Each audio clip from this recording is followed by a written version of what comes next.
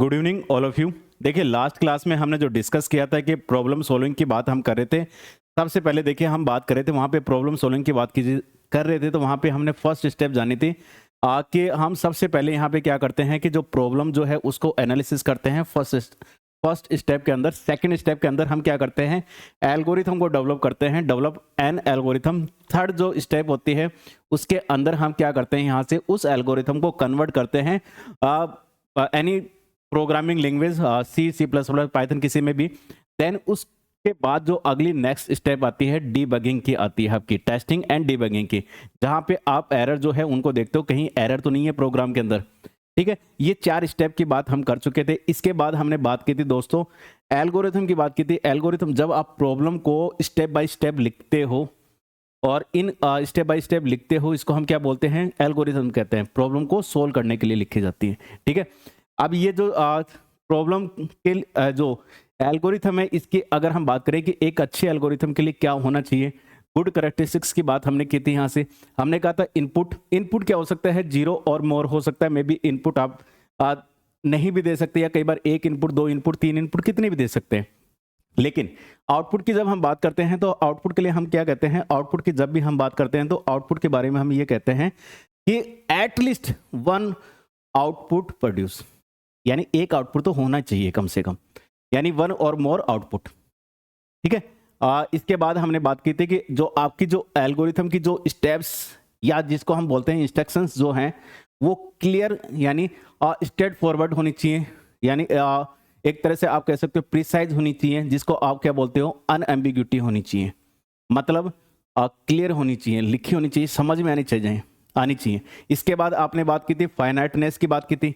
आप फाइनाइटनेस की मतलब है कि आपकी जो स्टेप्स, जो इंस्ट्रक्शन जो आप लिख रहे हो वो आपकी काउंटेबल होनी चाहिए। ऐसा नहीं हो कि वो चलती जाए रुके ही नहीं, ऐसा नहीं होना चाहिए।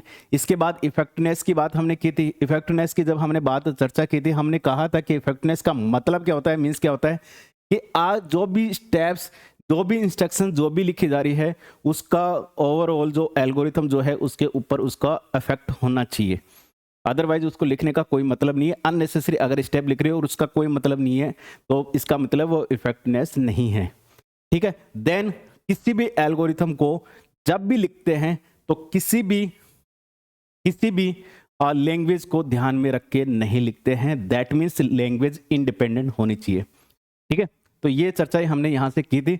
उसके बाद एल्गोरिथम की जब हम बात करते हैं तो हम एल्गोरिथम के बेसिक बिल्डिंग ब्लॉक्स की बात करते हैं। एल्गोरिथम की 3 यहाँ पे आपके बिल्डिंग ब्लॉक होते हैं। आज देखिए यहां से मैं चर्चा इसकी करूं, यहां से देखिए an algorithm is made of 3 basic building block. 3 basic building block से बना होता है। अब कौन कौन से हैं यहां से देखिए।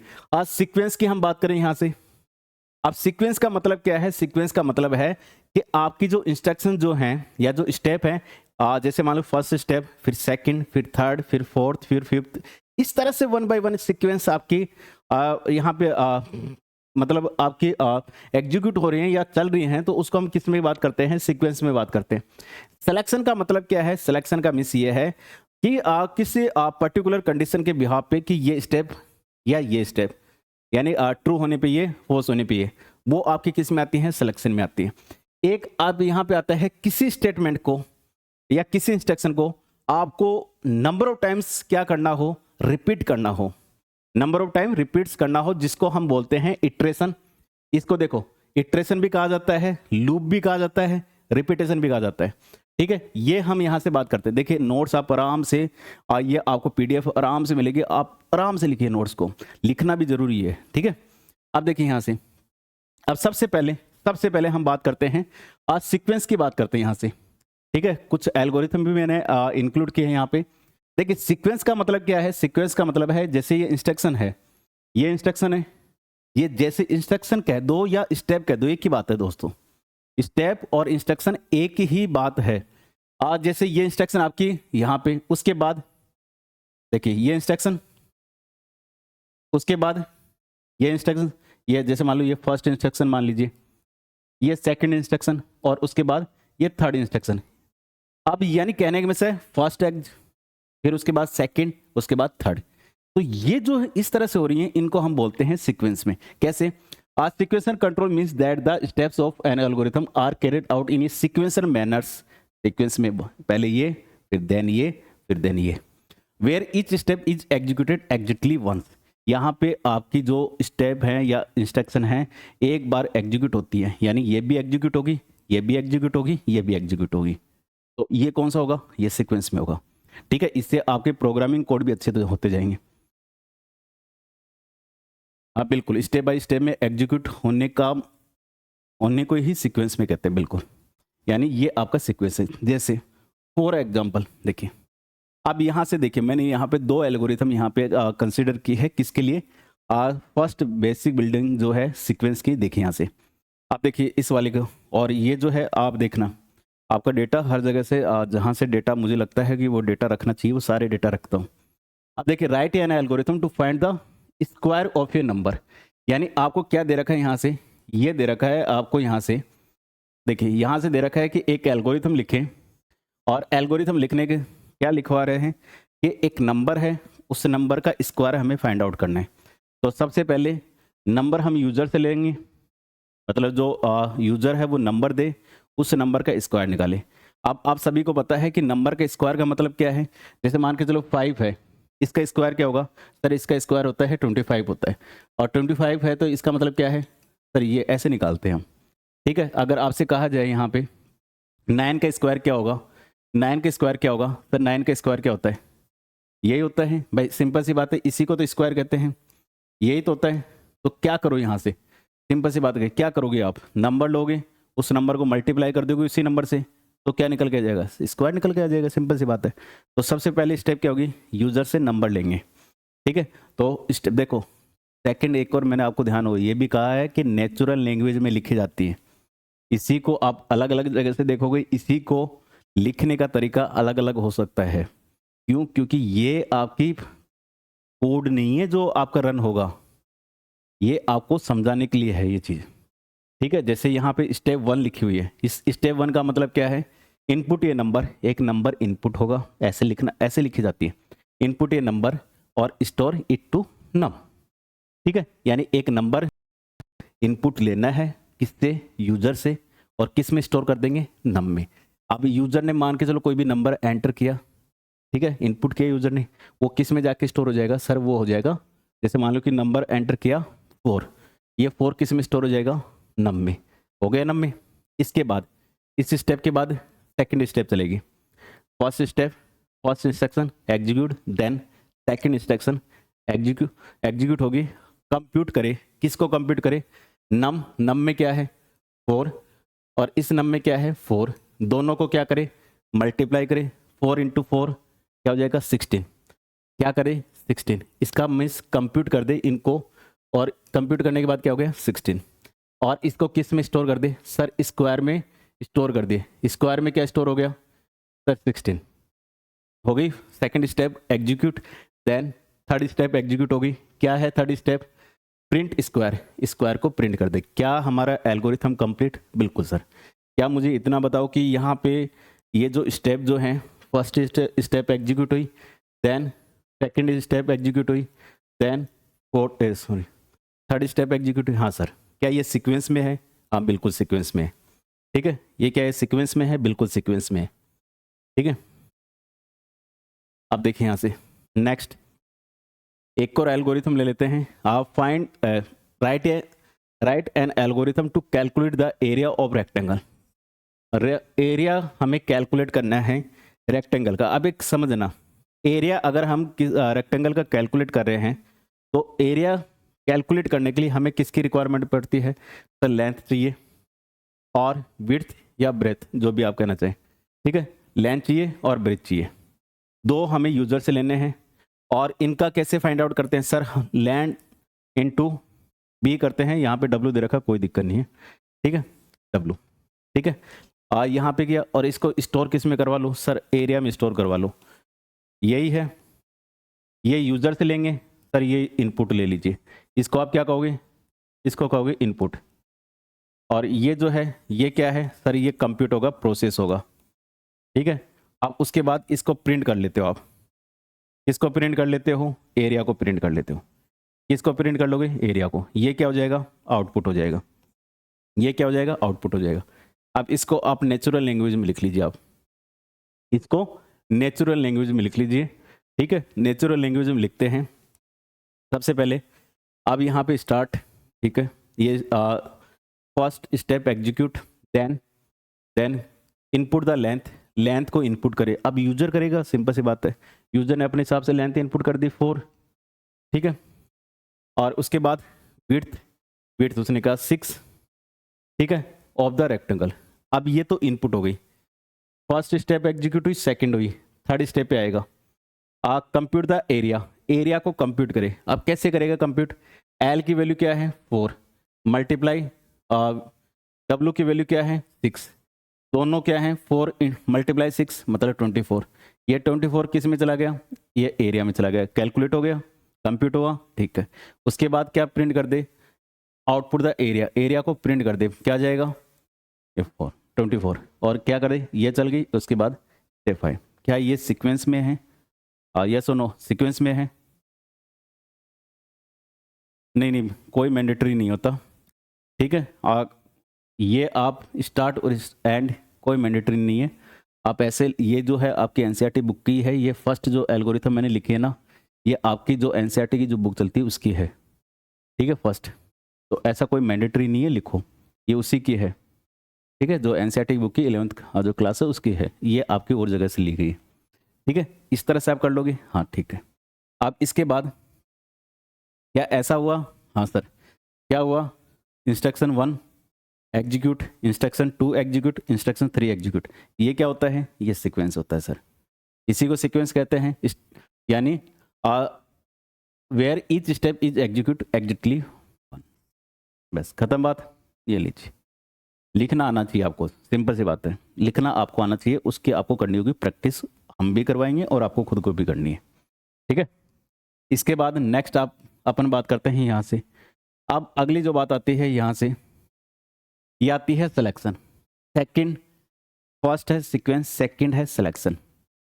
सिलेक्शन चाहिए तो इसकी बात करें, algorithm can use selection to determine a different set of step to execute based on the boolean expression. यानी पर्टिकुलर कंडीशन के बिहाफ पे कि कौन सी स्टेप एग्जीक्यूट होगी उस कंडीशन के हिसाब पे, और कौन सी फॉल्स होने पे एग्जीक्यूट होगी, ठीक है। बुलियन एक्सप्रेशन का मिस होता है 0 या 1, बुलियन एक्सप्रेशन का मिस होता है या तो 0 या 1। 1 का मतलब क्या होता है, ट्रू, और 0 का मतलब क्या है, फॉल्स। यही होता है मतलब, हाँ सर यही होता है बुलियन एक्सप्रेशन, 0 या 1। If the condition test is true, अगर कंडीशन ट्रू हो जाती है तो आपकी क्या होनी चाहिए, एक अलग जो 1 पार्ट है वो एग्जीक्यूट होगा, अदरवाइज दूसरा पार्ट होगा, दूसरा it will execute the other part of the algorithm. कैसे, अब ये है कंडीशन, यहाँ पे ये क्या है, कंडीशन है। अब ये कंडीशन ध्यान देना, ये कंडीशन है, अगर ट्रू होगी तब तो इधर जाएगा, समझना। अगर ट्रू होगी तो ये वाला एग्जीक्यूट होगा, ये वाला एग्जीक्यूट होगा। अगर कंडीशन फॉल्स होती है तो ये वाला एग्जीक्यूट होगा। अब मुझे इतना सा बताइए, आप समझना बात को, अगर ये कंडीशन के बिहाफ पे या तो ये एग्जीक्यूट होगा या ये एग्जीक्यूट होगा, दोनों में से एक एग्जीक्यूट होगा, दोनों में से एक एग्जीक्यूट होगा। अगर ये कंडीशन ट्रू है then it will be executed, और अगर ये कंडीशन फॉल्स है तो ये एग्जीक्यूट होता है, ठीक है, ये एग्जीक्यूट होता है फॉल्स होने पे। तो दोनों में से एक एग्जीक्यूट होगा ना, एक होगा ना एग्जीक्यूट, सिंपल सी बात है, एक ही एग्जीक्यूट होगा, या तो ये एग्जीक्यूट होता है या ये एग्जीक्यूट होगा, ठीक है। क्या दोनों एग्जीक्यूट होंगे, नहीं, दोनों एग्जीक्यूट नहीं होंगे। क्यों, क्योंकि सिलेक्शन है, सिलेक्शन कहता ये है, डिपेंड करता है कि अगर ट्रू होती है तो ये, और फॉल्स होने पे तो ये, ठीक है। कैसे, देखिए यहां से, right an algorithm to find whether a given number is odd और इवन। अब यहाँ पे एक एल्गोरिथम दे रखी है आपको, और ये दे रखी है यहाँ से, टू फाइंड करना है कि नंबर ऑड है या इवन है। अब सर बेसिक चीज़ों से स्टार्ट करेंगे, ध्यान रखना, बिल्कुल 0 से स्टार्ट करेंगे, चीज़ें इसलिए ज़रूरी हैं। अब नंबर ऑड है या इवन है, ये कैसे फाइंड आउट करोगे, हाँ कोई एक ही एग्जीक्यूट हो सकता है, बिल्कुल बात सही है, ठीक है, एक ही एग्जीक्यूट होगा। अगर ट्रू होगा तो ये वाला एग्जीक्यूट होगा, फॉल्स होगा तो ये वाला एग्जीक्यूट। कैसे, अब देखिए ये दे रखा आपको यहाँ से, इसको समझना है यहाँ से। अब यहाँ पे क्या करना है आपको, इसको छोड़ दीजिए। अब सिंपल सी बात मुझे बताओ यहाँ से, अगर हमें ओड और इवन की मैं बात करता हूँ, मेरे पास कोई नंबर है, मेरे पास नंबर है कोई मेरे पास, अगर मैंने कहा कि नंबर जो है मेरे पास 14 है, 14 है, मुझे ये करना है, ये 14 जो है ये ओड है या इवन है, ओड है या इवन है, ओड या इवन, मतलब सम या विषम। ठीक है, ये इवन नंबर है या ओड नंबर है, इवन नंबर है या ओड नंबर है। कैसे पता करोगे सर? ये तो हमें पता है कि अगर इसको 2 से डिवाइड कर दे, रिमाइंडर 0 आए, अगर रिमाइंडर 0 आता है तो दैट मीन्स कि वो इवन नंबर है। अगर आपने मान के चलो इसका 14 को 2 से डिवाइड करते हैं, रिमाइंडर 0 आता है, देन ये, और नहीं आता है 1 आता है तो ओड नंबर। सिंपल सी बात है, सिंपल सी बात है। क्या करोगे सर?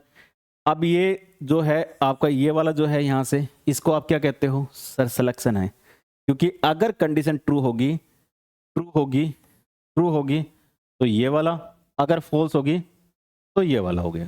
दोनों में से एक होगा, यही सिलेक्शन होता है। दोनों में से एक होगा, यही सिलेक्शन होगा। आप कैसे? आप देखिए सिंपल सी बात है, 14 को आप क्या करो यहाँ से, ठीक है, अभी मैं यहाँ पे इनको सबको हटा के ये कर देता हूँ, मोड कर दो 2, चेक कर लो क्या ये बात सही है। इज 14 मोड 2 क्या 0 के इक्वल है? तब तो आप क्या कर दो, इवन कर दो।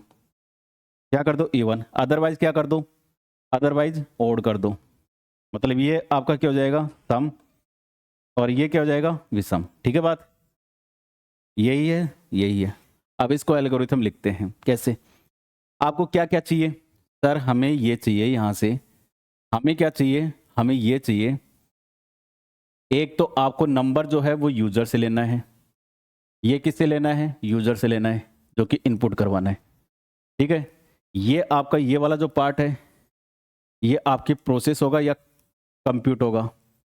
अगर बात सही है तो ये वाला एग्जीक्यूट हो जाएगा, ये प्रिंट करवा देंगे। अगर ट्रू है तो, फॉल्स है तो ये वाला हो जाएगा, ये प्रिंट हो जाएगा फॉल्स होने पे। ठीक है, इतनी सी बात आप देखना यहाँ से। स्टार्ट, ठीक है, receive data from a user और डायनामिकली असाइन ए वैल्यू। यानी यहाँ पे क्या कर दिया आपने, यहाँ से क्या कर दिया, एक नंबर ले लिया। ठीक है, नंबर ले लिया और नंबर आपने क्या कर दिया, यहाँ से असाइन कर दिया नम के अंदर। ठीक है, नम में आपने असाइन कर दिया, यही बात है। ठीक है, उसके बाद इफ नम परसेंट 2, नम जो है, नम मतलब जो आपने यूजर से लिया है वो, यूजर से लिया वो, %2 ये चेक करोगे आप, %2 चेक करोगे यहाँ से। अब इसको जब आप चेक करोगे, अगर ये ट्रू होता है, ट्रू कब होगा सर? इवन नंबर होता है तब ट्रू होता है। किसी भी नंबर को आप 2 से डिवाइड करोगे, 0 के बराबर है क्या? जैसे मैंने कहा कि 14 को यहाँ पे 2 किया, यहाँ पे मैंने ये कर दिया। अब मुझे बताओ कि यहाँ पे जो 14 है उसको 2 से डिवाइड करेंगे, रिमाइंडर क्या आएगा सर? 0। क्या 0 के बराबर है क्या? कंडीशन ट्रू या फॉल्स? ट्रू या फॉल्स सर? ट्रू। तो अगर ट्रू होती है तो even integer should be printed. क्या प्रिंट हो जाए? इवन नंबर प्रिंट हो जाए, सम प्रिंट हो जाए, खत्म बात। एल्स पे नहीं जाएगा। ठीक है, एल्स पे नहीं जाएगा और एंड हो जाए स्क्रीन। ठीक है, इतनी सी बात है। अगर मान के चलो यहाँ से अगर मान के चलो ये आपके क्या हो जाते हैं, नम जो है, नम मान के चलो यहाँ पे है 15, नम क्या है? 15, %2 ये है। यहाँ से क्या हो जाएगा? रिमाइंडर क्या निकलेगा? 15 को 2 से डिवाइड करेंगे तो रिमाइंडर क्या निकलेगा? 1। 0 के इक्वल है क्या सर? ये तो हो गया फॉल्स। ये क्या हो गया? फॉल्स। फॉल्स होने पे ये नहीं होगा। एज प्रिंट एन, ये 2 बार आ गए यहाँ से, कोई दिक्कत नहीं। और ठीक है, वो एक ही लिखना है। As print an odd number, क्या प्रिंट हो जाए? ऑड नंबर प्रिंट हो जाए और क्या हो जाए? एंड हो जाए। सिंपल सा है ये। ठीक है, देखिए आराम से कर लोगे, कोई दिक्कत नहीं है। ठीक है, बिल्कुल। अगर नंबर को 2 से डिवाइड करेंगे, ट्रू होता है तो इवन और फॉल्स होता है तो दोनों में से एक चलेगा। मतलब समझना, ये रिपीट हो गई ये वाली चीज़ यहाँ से। ठीक है, ये आपकी ये वाला यहाँ से रिपीट हो गई ये चीज़। ठीक है, इसको रिपीट कर दिया, कोई दिक्कत नहीं, ये इतना हटा दीजिए और इसको 5 कर दीजिए, ठीक है। आप देखना यहाँ से आप देखना, अब ये क्या है, ये है सिलेक्शन के लिए, किसके लिए है एल्गोरिथम है, सिलेक्शन की, ठीक है, सिलेक्शन के एल्गोरिथम है यहाँ से। इतना ही ध्यान रखना है, आगे धीरे धीरे धीरे धीरे से सूडो कोड आएगा, ठीक है, फ्लो चार्ट आएगा और समझते जाएंगे एग्जाम्पल, ठीक है। ऐसा नहीं कि अभी केवल 1-2 एग्जाम्पल, और भी आएंगे, अभी धीरे धीरे पढ़ेंगे। क्या लिखा है, ये क्या है, even integer should be printed, यहाँ पे लिख दिया, ठीक है, हाँ बिल्कुल यहाँ पे लिख दिया, आपको फोर्थ करना था, ठीक है, वो कोई दिक्कत नहीं है, ठीक है, आप समझ गए इस चीज़ को। देखिए आपको करना क्या था, यहाँ पे इफ नंबर ये हो देन प्रिंट ऐसे करना था, then print even number, else print an odd number, ऐसे करना था इसको, ठीक है, कोई दिक्कत नहीं। इसके बाद देखना यहाँ से, अब अगला नेक्स्ट जो बेसिक बिल्डिंग आती है वो आती है रिपीटेशन। रिपीटेशन का मतलब है इटरेशन बोल दो चाहे लूप बोल दो, जब आपको कुछ जो इंस्ट्रक्शन है, कुछ स्टेप हैं, उन्हीं को नंबर ऑफ टाइम्स एग्जीक्यूट करना हो, तब आप बात करते हो रिपीटेशन की, ठीक है, तब बात करते हो रिपीटेशन या इटरेशन, ठीक है, एक ही बात है, रिपीटेशन, इटरेशन और लूप एक ही बात है। अब देखना यहाँ से, अब ये देखिए, ये हमारे दे रखा है algorithm often use repetition to execute step a certain number of times, यानी किसी स्टेप को नंबर ऑफ टाइम्स आप क्या कर रहे हो, रिपीट कर रहे हो, ठीक है, अंटिल कंडीशन, जब तक जो कंडीशन आपने दे रखी है जब तक फॉल्स नहीं होती तब तक चलना चाहिए, जब तक कंडीशन मैच होती है तब तक वो रिपीट करता रहेगा, ठीक है, जब तक कंडीशन मैच होती रहेगी। ये देखिए इनिशियलाइजेशन किया, ठीक है, यहाँ पे आएगा, ये कंडीशन अगर ट्रू होगी, समझना, ये कंडीशन अगर ट्रू होगी तो इधर जाएगा, ये स्टेटमेंट एग्जीक्यूट हो जाएगा, ठीक है, फिर वापिस जाएगा, इंक्रीमेंट डिक्रीमेंट यानी प्लस प्लस माइनस माइनस ऐसा कुछ करेगा, जो आगे पढ़ेंगे वो वापिस आ जाएगा, फिर कंडीशन चेक करेगा,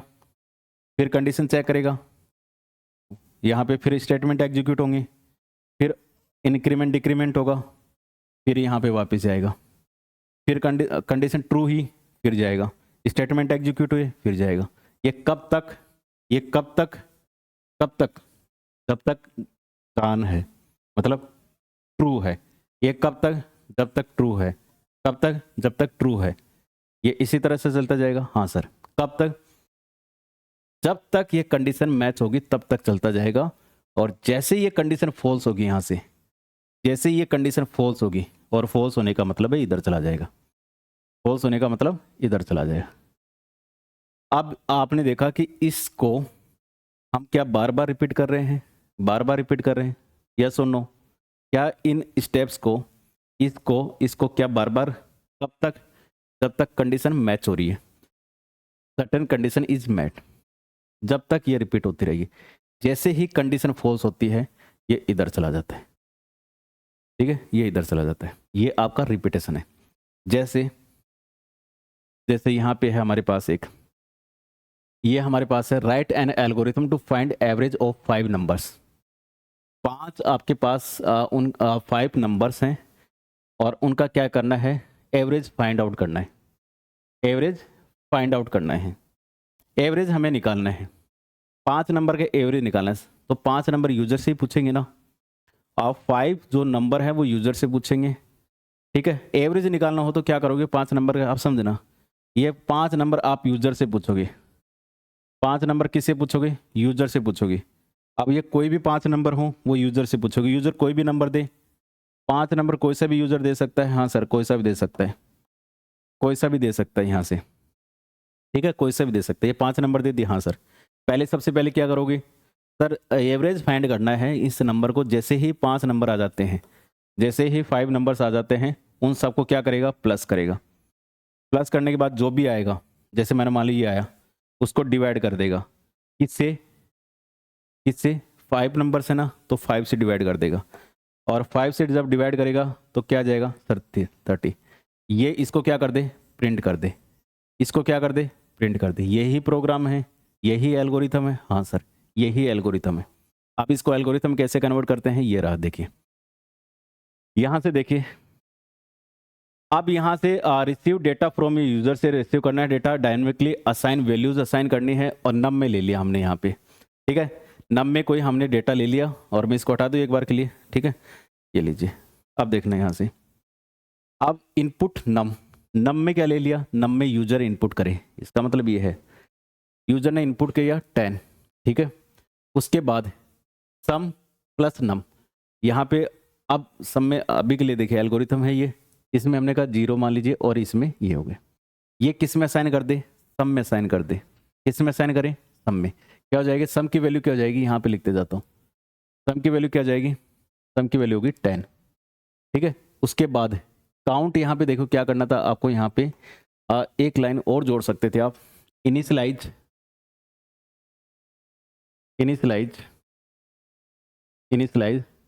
काउंट, ठीक है, काउंट 0, ठीक है, एंड और सम 0, ये और जोड़ सकते थे आप और बेटर के लिए, ठीक है।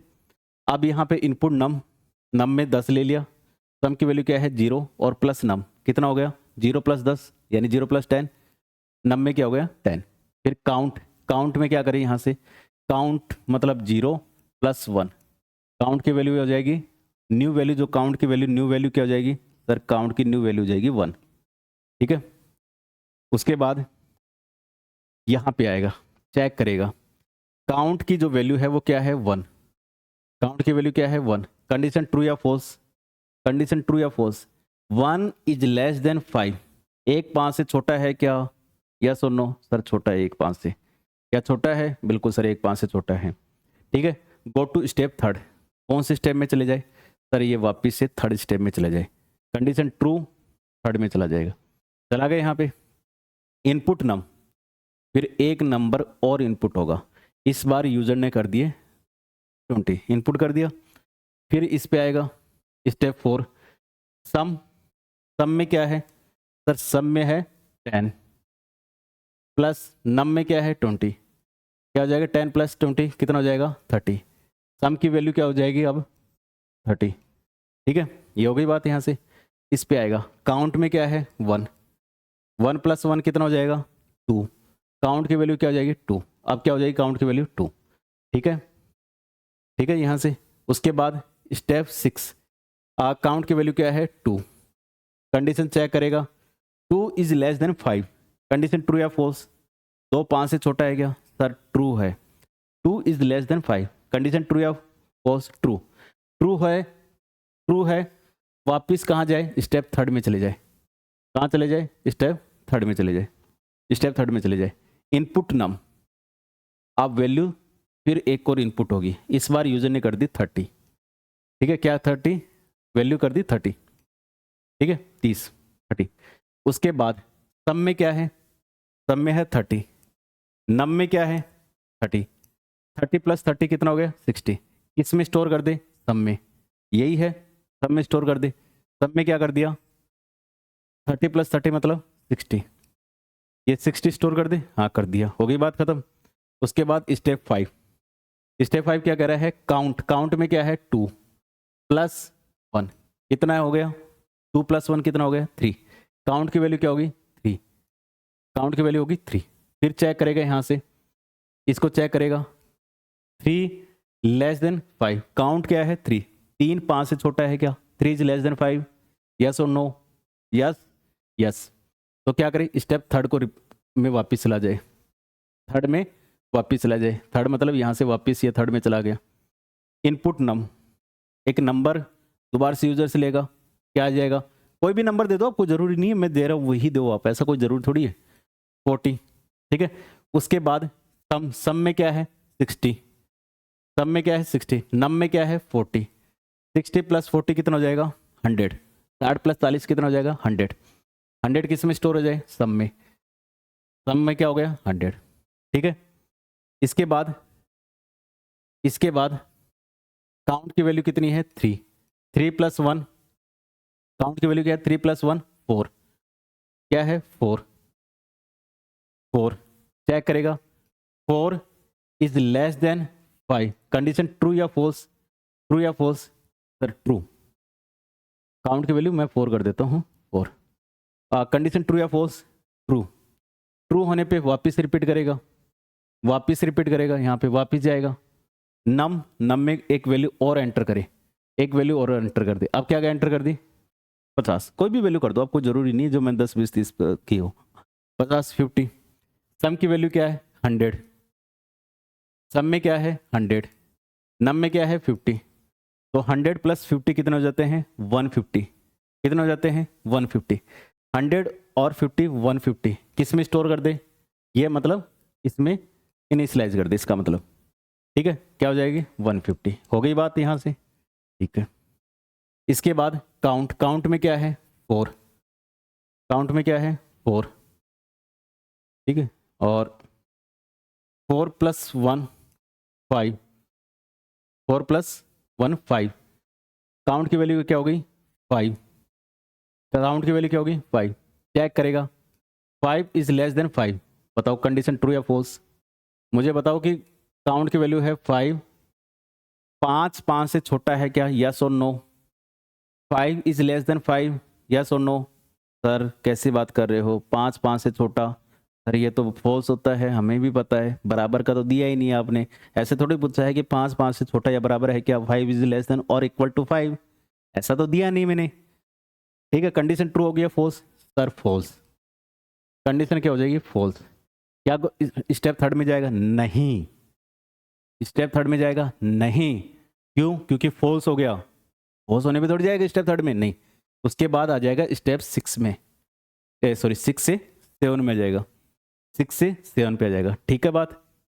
आप यहाँ पे क्या करें, इसको देखिए, सम, सम में क्या है सर, सम में है 150, 150 डिवाइड बाई 5, 5 से डिवाइड कर दे, 5 से डिवाइड कर दे, 5 से डिवाइड कर दे तो क्या जाएगा, 5 से डिवाइड करेगा तो 5 से डिवाइड करेगा सर 30, 30 आएगा। इस 30 को किस में स्टोर कर दे, 30 को किस में स्टोर कर दे, ये जो आया यहाँ से 30 30, इसको किस में स्टोर कर दे, एवरेज में, ठीक है बात, किस में स्टोर कर दे, इसमें स्टोर कर दी, 30 स्टोर हो गए, ठीक है।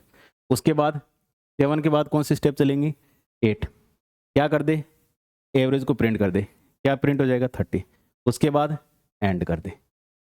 आप मुझे इतना बताओ कि ये जो था यहाँ से, ये वाला जो पार्ट था आपका, ये वाला जो था यहाँ से, ये जो स्टेप आपकी क्या हुई, रिपीट हुई क्या, ये स्टेप रिपीट हुई क्या, ये स्टेप रिपीट हुई क्या, हाँ सर, ये स्टेप आपकी क्या हुई, रिपीटेशन हुआ इनका, रिपीटेशन हुआ, हुआ क्या नहीं हुआ, हाँ सर हुआ रिपीटेशन, क्यों, क्योंकि जैसे ही कंडीशन ट्रू होती है, समझना, जैसे ये कंडीशन ट्रू थी, जैसे ही कंडीशन ट्रू होती है ये यहाँ जाता है और फॉल्स होने पे यहाँ जाएगा, फिर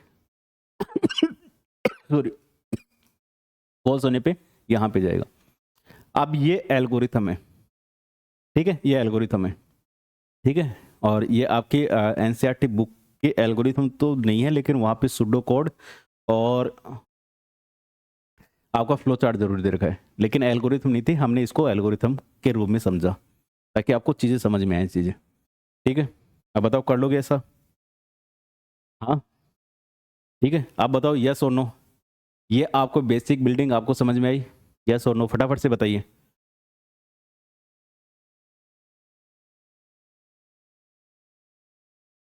ठीक है, समझ, ये समझ में आए, थोड़ा थोड़ा समझ में आता जाएगा, कोई दिक्कत नहीं है, ठीक है, ज़्यादा जाए तो और अच्छी बात है, ठीक है, कम आए तो और अच्छा करेंगे हम, हाँ ठीक है। देखिए अब बात आती है कि एल्गोरिथम को रिप्रेजेंट करने के लिए, रिप्रेजेंटेशन करने के लिए एल्गोरिथम को हम बात करते हैं फ्लो चार्ट की और सुडो कोड की बात करते हैं, फ्लो चार्ट के और सुडो कोड की।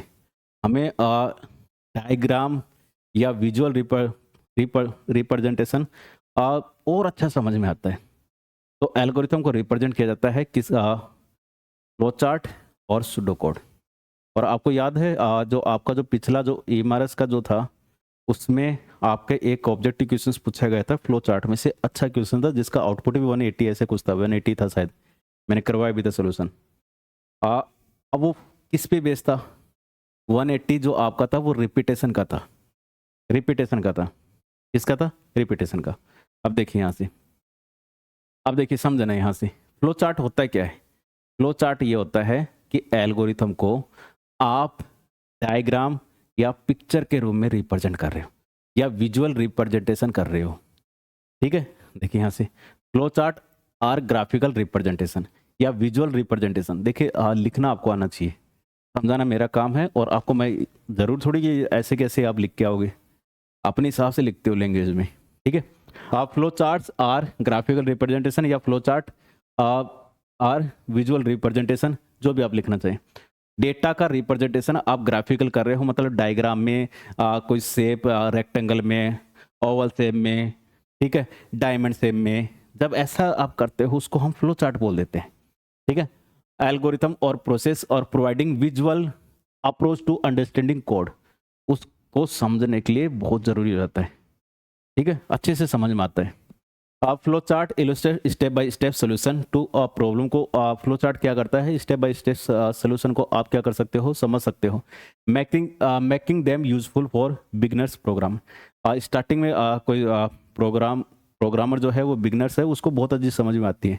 जैसे आपने देखा नहीं, जो किड्स जो होते हैं, बच्चे होते हैं, उनकी बुक में देखना, उनकी बुक में आप देखना, एक हाई क्लास की बुक देखना, नाइन्थ टेंथ ट्वेल्थ की बुक देखना, और एक आप देखना छोटे के जो बच्चे होते हैं ना, किड्स जो होते हैं फर्स्ट सेकंड थर्ड क्लास के, उन आप बच्चों की बुक देखना, उनमें डायग्राम ज़्यादा होते हैं, डायग्राम ज़्यादा होते हैं, हर चीज़ को कलरफुल दे रखा है। क्यों? क्योंकि बच्चे हैं, समझ पाए ज़्यादा। तो सेम कहानी यहाँ से, जो बिगनर्स है वो और उस कोड को और बेटर अंडरस्टैंड कर पाए, इसलिए फ्लो चार्ट का यूज़ है। कॉम्प्लेक्स होने पे प्रॉब्लम भी होती है फ्लो चार्ट में, बड़ा होगा प्रोग्राम या कोड बड़ा होगा, या हम कहें कि प्रॉब्लम बड़ी होगी, उसको फ्लो चार्ट में अगर आप कन्वर्ट करते हो, प्रॉब्लम भी होती है, डिफिकल्ट होती है। आप flow chart help in debugging और ट्रबल शूटिंग इश्यू। अब एक तो क्या है, फ्लो चार्ट से आप इजीली समझ जाते हो कि एरो का यूज़ किया जाता है, एरो का यूज़ करके आप इजीली समझ जाते हो कि क्या क्या आपको करना है वहाँ पे। Flow chart consist of sequentially arranged boxes that depict the process flow. यानी इसका मतलब क्या है कि आपको यहाँ से बॉक्सेस मिलते हैं, जिनके बिहाफ पे आप ये जानते हो कि ये बॉक्स आपको इनपुट के लिए है, आउटपुट के लिए है, या डिसीजन के लिए है, कि किस पर्पज़ के लिए बने हुए हैं। अब बॉक्सेस का मतलब सिंबल्स की बात कर रहे हैं, यहाँ से किसकी बात कर रहे हैं, सिंबल्स की बात कर रहे हैं। ठीक है, जैसे यहाँ से मैं यहाँ पे कुछ यहाँ पे बॉक्सेस आपके यहाँ पे कंसिडर कर रहा हूँ। यहाँ से देखिए, ये आपका देखिए, सबसे पहला यहाँ उन बॉक्सेस को कनेक्ट करने के लिए कौन सा आपको जरूरत पड़ती है, लाइनें। फ्लो के लिए, फ्लो के लिए आप बात करते हो लाइनें की, यहाँ के ये लाइनें हैं आपकी, ठीक है, एरो वाली flow lines use to connect symbols, symbols को कनेक्ट करने के लिए। ठीक है, अगर साफ नहीं दिख रहा मैं बोल देता हूँ, आज दो सिंबल को एक सिंबल से दूसरे सिंबल में फ्लो कैसे होगा, कनेक्ट करने के लिए किसका यूज करते हैं, इसका। ये आपका होता है स्टार्ट और स्टॉप बताने के लिए, जिसको बोलते हैं यहाँ पे टर्मिनल सिंबल्स बोला जाता है। ठीक है, terminal symbols use to start, pause pause या hold in the program logic. Start करने के लिए, स्टॉप करने के लिए हम यूज करते हैं इसका। ठीक है, ये आपका ये जो सिंबल्स होता है, इसका जो यूज होता है वो होता है इनपुट के लिए और आउटपुट के लिए। जब भी आपको इनपुट के लिए बात की जाएगी तो ये सिंबल यूज करेंगे, आउटपुट की बात की जाएगी तो ये सिंबल यूज करेंगे। Are represent the information entering और लिविंग द सिस्टम्स।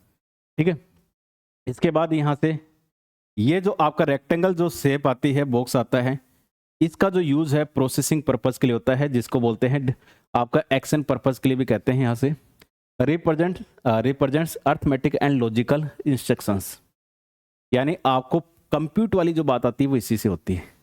अब यहाँ से ये देखिए, ये आपका क्या है, डिसीजन के लिए। ये देखिए, एक याद रखना एक चीज पॉइंट यहाँ से आपको, छोटी सी बात,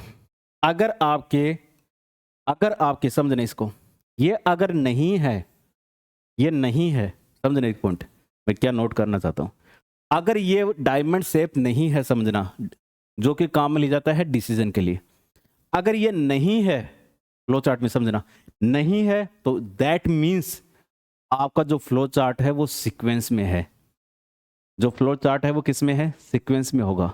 ये तभी काम में लिया जाएगा, समझना, ये तभी काम में लिया जाएगा, तभी काम में लिया जाता है जब जब ध्यान रखना, या तो आपका सिलेक्शन का होगा, या फिर रिपीटेशन का होगा। समझना मैंने क्या कहा, अगर यहां से मैंने कहा, अगर मैंने क्या कहा यहां से, मैंने कहा कि अगर डायमंड शेप है, यानी ये डिसीजन वाला आपका बॉक्स है, अगर है तो ध्यान रखना वो सीक्वेंस का नहीं होगा, वो नहीं होगा सीक्वेंस में, ठीक है, सीक्वेंस में नहीं होता है, ठीक है, सीक्वेंस नहीं हो सकता। अब बात आती है कि सर ये तो हमें समझ में आ गई। दूसरा पॉइंट यहाँ पे, दूसरा पॉइंट ये है, एक पॉइंट और क्या है यहाँ से, देखिए एक पॉइंट क्या है, अगर मान के चलो ये इस तरह से है, ये आपका यस या जो भी ट्रू दे रखा है वो जो भी है, ये यस दे रखा है और ये नो दे रखा है, इस तरह से है, समझना। अगर ये ऐसा है तो आप मुझे बताओ, एक तो सिंपल सी बात है, क्या सीक्वेंस में है, क्या ये सीक्वेंस होगा, बताओ। अगर ये आपको इस तरह से दे रखा हो सीक्वेंस में होगा, अरे सर कैसे बात कर रहे हो, आप ही तो कह रहे हो कि अगर ये है तो वो आपका जो है फ्लो चार्ट जो है वो सीक्वेंस में नहीं होगा, अभी आप कह रहे हो हाँ नहीं होगा, वो या तो किस में होगा, सिलेक्शन में या रिपीटेशन में। सर ये तो आप हटा दो, ये तो नहीं है सीक्वेंस में, ये तो नहीं है, समझने बात को, ये तो नहीं है, ठीक है।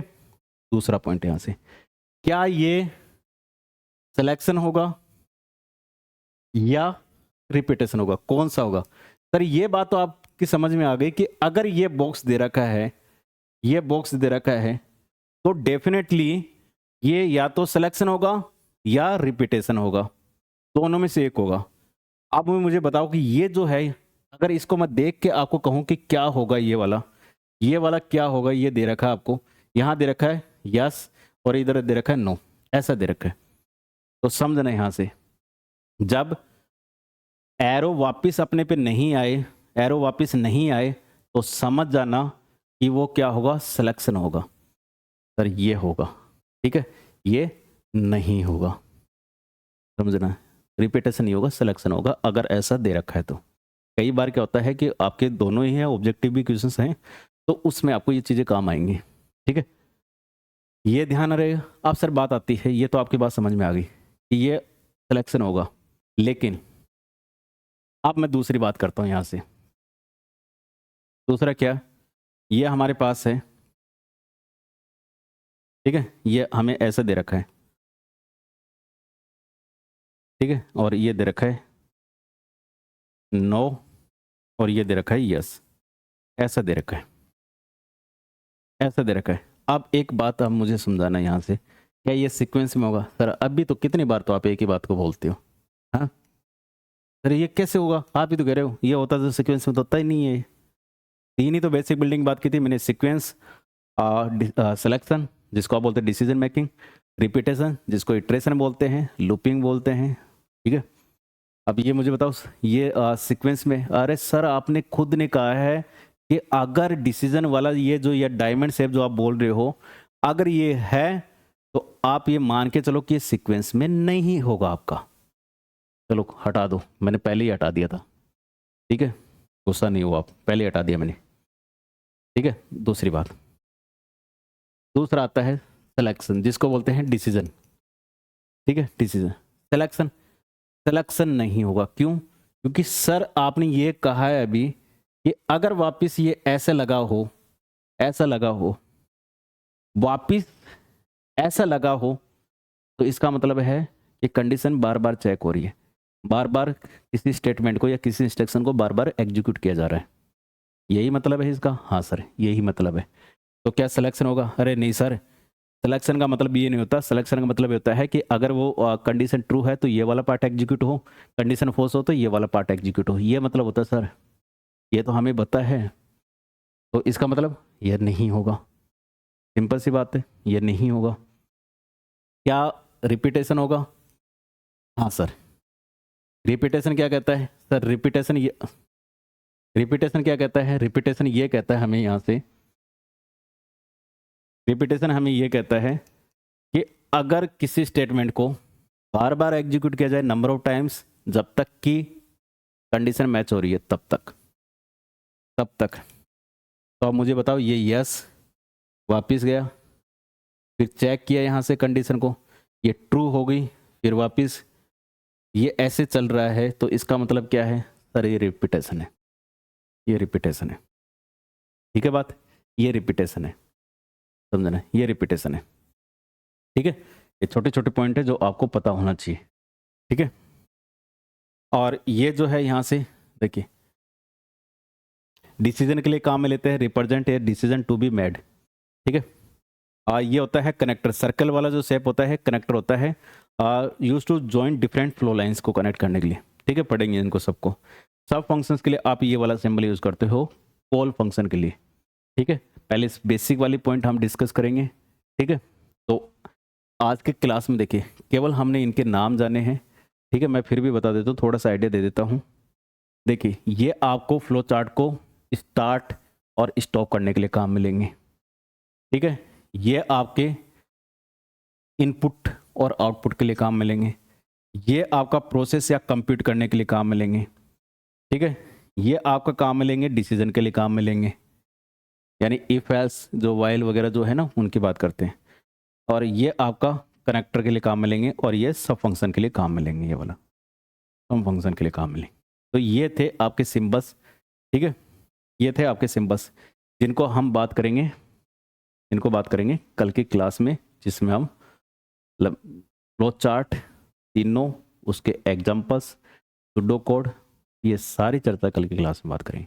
क्या मुझे इतना बताइए कि इतना पार्ट आपको समझ में आया, यस और नो? ठीक है, जितने भी स्टूडेंट लाइव हैं अभी मुझे बताइए कि क्या, देखो सिंपल सा है, मैं इतना बता सकता हूँ। एक जैसे एक क्लास के बाद मैं भी कल कंप्लीट होके ये वाली जो यूनिट कंप्लीट होके फिर हम आपकी जो पाइथन है प्रोग्रामिंग उसको स्टार्ट करेंगे। मे बी कल या एक क्लास और मान लीजिए ज़्यादा से ज़्यादा, उसके बाद पाइथन प्रोग्रामिंग स्टार्ट करेंगे, उसको प्रैक्टिकल अप्रोच से पढ़ते जाएंगे अच्छे से, ठीक है। हर एक जो कोड है उसको अलग अलग तरीके से पढ़ेंगे, और मैं इतना कह सकता हूँ आपको मज़ा आएगा प्रोग्रामिंग पढ़ने में, ठीक है। प्रोग्रामिंग पढ़ने में बहुत मज़ा आने वाला है। जो हमें डर लगता है प्रोग्रामिंग, वो डर बिल्कुल ही नहीं लगेगा, हम पढ़ेंगे नहीं उस तरह से, ठीक है। हमारा पढ़ने का वे ही अलग है, ठीक है। और आपके क्लासेस कंटिन्यू रहेंगी, ठीक है। और ये टाइम इसलिए डिसाइड किया है, इस टाइम पे बिल्कुल मुझे ऐसा लगता है इस टाइम पे बिल्कुल आप खाना वाना खा के बैठ सकते हैं, या इसके बाद खाना खा सकते हैं, ठीक है। जैसे मैं कहा अभी खाना खाऊंगा थोड़ी देर बाद में, ठीक है। बिल्कुल बिल्कुल, ये देखिए ये इसकी इस वाली जो ये जो लास्ट स्लाइड है ना, इसको वापस से मैं एक बार दोबारा से खुद बना के फिर आपकी नेक्स्ट में ये वाली वापस से कंसीडर करूँगा। इस वाली को मुझे पता थोड़े से क्या विजिबिलिटी कम है, ठीक है, मैं कंसीडर करूँगा इस चीज़ को, ठीक है।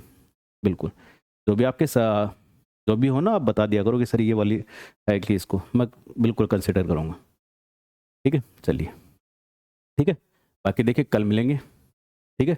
और एक और नोट्स, नोट्स तो मैं क्या कहूँगा, आप इनको लिखते जाओगे ना प्रैक्टिस होती जाएगी आपकी, क्योंकि आपको पता है लिखने पे आपको आपके जो ये जो हैंड है ना इसको पता होगा, और एग्जाम में अच्छा लिखेगा फिर ये, ठीक है। लिखने की प्रैक्टिस पूरी कीजिए, ठीक है। तो कल मिलेंगे, नेक्स्ट क्लास में मिलेंगे, तब तक के लिए thank you, good night all of you, thank you.